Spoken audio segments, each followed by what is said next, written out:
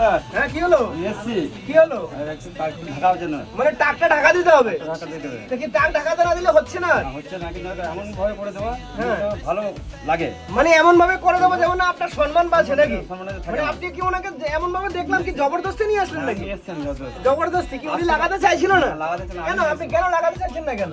এভাবে থাকতে থাক, মানে হবে না, এভাবে থাকলে মানে ভয় লাগছে নাকি? মানে কি হবে না হবে, ভালো লাগবে কি লাগবে না, এটা ভাবছেন নাকি? তো চলুন তাহলে দেখি আজকে আপনার মাথার মধ্যে পেস্টার লাগাই, দেখি আপনাকে কতটা সুন্দর করা যায়। চলুন দেখি। এখন এটা হলো কিন্তু স্যারের ফাইনাল লুক। স্যার বলুন কেমন লাগছে? একদম ভালো লাগছে তো? তাহলে যে কোনো লোক আমাদের কাছে আসতে পারে তো নাকি? একদম আসতে পারে নাকি?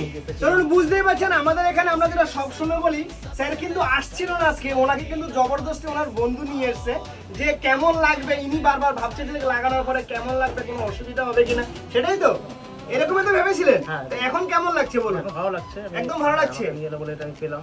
একদম একদম পুরনো লুক পেলেন নাকি?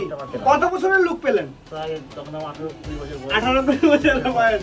চলুন, বুঝতে পারছেন যাদের একদম কনফিডেন্স লেভেল পুরো জিরো হয়ে গেছে, অন্তত কলেজ লাইফের কথা মনে করতে চান হেয়ার প্যাচ লাগিয়ে, অবশ্যই কিন্তু একবার আমাদের কাছে আসতে পারেন। আপনাদের যাদের হেয়ারের যত বড় সমস্যা হোক, হেয়ারের সমস্ত ধরনের প্রবলেম কিন্তু আমরা সলভ করব। তাহলে আর দেরি কিসের, একবার ফ্যান্সি লুকে চলে আসুন। Thank you friends, thank you.